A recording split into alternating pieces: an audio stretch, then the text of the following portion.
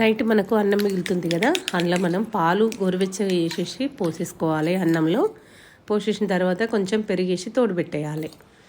ఈ పాలు అన్నము తోటి పెరుగు తోడు పెడితే అది మంచి చద్దన్నం తయారవుతుంది. తెలుసు కదా, చద్దన్నం అంటే హెల్త్కి కూడా చాలా మంచిది. ఎండాకాలంలో పొద్దున పూట బ్రేక్ఫాస్ట్కి బదులు ఇది తిన్నామనుకోండి, వేడిని తట్టుకోవడానికి మనకు చల్లదనం ఉంటుంది, కొంచెం ఎండ దెబ్బ తగలకుండా కూడా ఉంటుంది.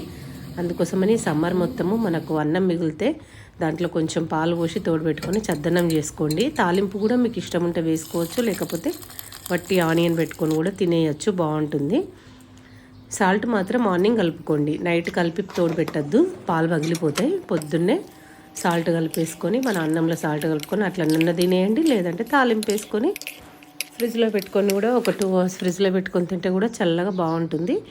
ఏ రకంగా తిన్నా ఇది ఆరోగ్యానికి చాలా మంచిది. మీరు కూడా ట్రై చేయండి. నచ్చితే లైక్ చేయండి, షేర్ చేయండి.